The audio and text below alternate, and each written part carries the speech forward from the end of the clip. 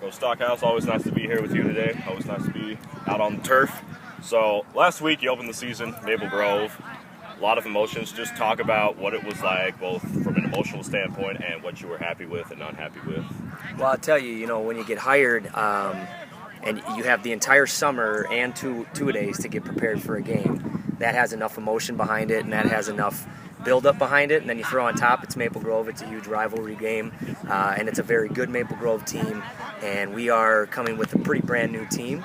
There's kind of a lot that goes into the mix of that. So there was quite a build-up. There was a lot of emotions. I was extremely happy with the way we came out, how prepared we were, and the way that our defense played. I thought we played top-notch defense against a very good quarterback. You saw some of the inexperience in the second half. Offensively, we shut down a little bit and put a lot of pressure on our defense to stay on the field for a long period of time, and that's where I think you saw some of that inexperience come in. And I think that was the effect of the game. A couple bounces that didn't go our way, but we can't put ourselves in a situation where we have to rely on calls for a game. So, but I think we saw kind of the potential of this team, and I think we're going to be a very good football team. Right. And of course this week, tomorrow night, your guys are up against Andover. What does that team bring and what can your team do to slow them down and get the win? Andover's a good team as well, and they run a little bit of spread offense. They run a little bit of a wildcat formation with one of their best athletes coming in at quarterback. They got some big-time playmakers. They got some good size. They're a great zone blocking team. And they gave Edina a tough match the other night. I think they had an injury to their quarterback late in the game that might have affected how the outcome was for them.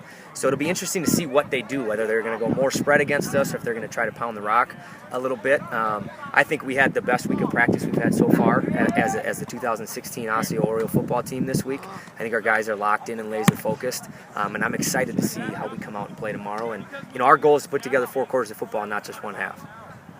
And a lot of outside talk on how good this team could be or not could be. What are your predictions? How deep do you think this team could go into sections and possibly into state? I mean, we have high expectations. Our expectations are, to win sections, to go to state tournament, and to get back to the state championship and see what we can do. Like I said, with an inexperienced team playing their first varsity minutes in a game with 5,000 plus fans at Maple Grove and seeing some of the tidbits of what we could be, I come back and our coaching staff feels very comfortable. Now, it motivated us. I've seen our coaching staff work harder than we've worked all year as well. Next week we're going to get a couple missing pieces back in the action. I think it's going to extremely help our offense. But I think we are deep, and I think to go toe-to-toe with a team like Maple Grove early on with the inexperience, once we start to kind of get rolling and we get a few games under our belt, I think the sky's the limit. I think we have a lot of potential on this team, and we're going to go week by week.